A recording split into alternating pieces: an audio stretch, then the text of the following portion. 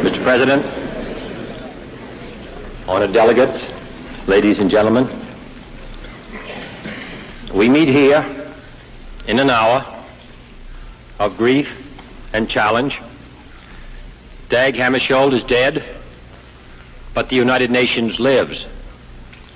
His tragedy is deep in our hearts, but the tasks for which he died are at the top of our agenda. A noble servant of peace is gone, but the quest for peace lies before us. This will require new strength and new roles for the United Nations. However difficult it may be to fill Mr. Hammarskjöld's place, it can better be filled by one man rather than by three. Even the three horses of the Troika did not have three drivers, all going in different directions. They had only one, and so must the United Nations executive.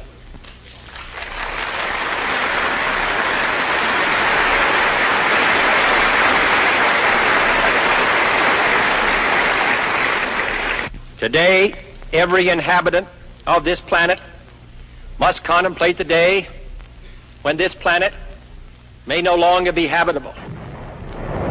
Weapons of war must be abolished before they abolish us.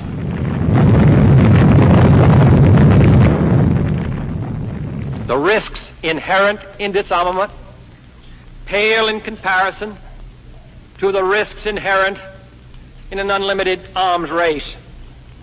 It is in this spirit that the recent Belgrade conference, recognizing that this is no longer a Soviet problem or an American problem, but a human problem, endorsed a program of general, complete, and strictly and internationally controlled disarmament.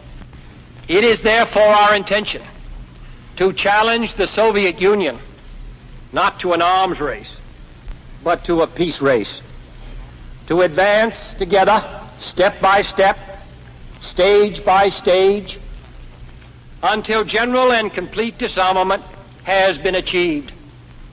We invite them now to go beyond agreement in principle, to reach agreement on actual plans. The logical place to begin is a treaty assuring the end of nuclear tests of all kinds in every environment under workable controls. The United States and the United Kingdom have proposed such a treaty that is both reasonable, effective, and ready for signature. We are still prepared to sign that treaty today. To destroy arms, however, is not enough. We must create even as we destroy. Creating worldwide law and law enforcement as we outlaw worldwide war and weapons. And as we extend the rule of law on earth, so must we also extend it to man's new domain, outer space. My country favors a world of free and equal states. We agree with those who say that colonialism is a key issue in this assembly. Let us debate colonialism in full and apply the principle of free choice and the practice of free plebiscites in every corner of the globe. Finally,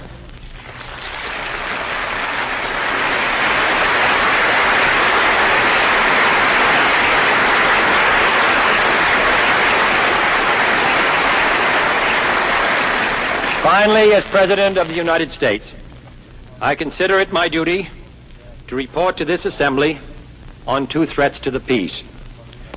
The first threat on which I wish to report is widely misunderstood: the smoldering coals of war in Southeast Asia. Secondly, I wish to report to you on the crisis over Germany and Berlin. If there is a crisis, it is because an existing peace in that area is under threat, because an existing island of free people is under pressure, because solemn agreements are being treated with indifference. The elementary fact about this crisis is that it is unnecessary. If there is a desire for change, it must be a subject for negotiation.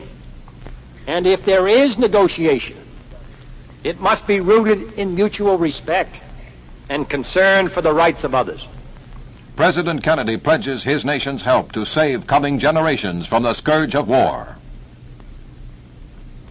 I pledge you that we shall neither commit nor provoke aggression, that we shall neither flee nor invoke the threat of force, that we shall never negotiate out of fear, and we shall never fear to negotiate.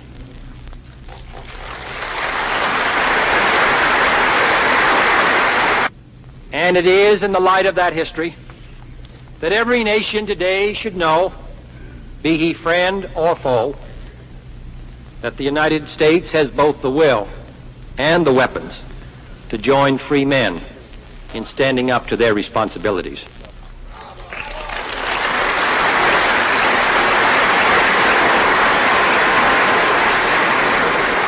Ladies and gentlemen of this assembly, the decision is ours.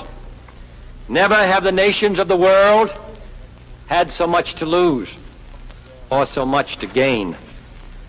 Together we shall save our planet, or together we shall perish in its flames. Save it we can, and save it we must.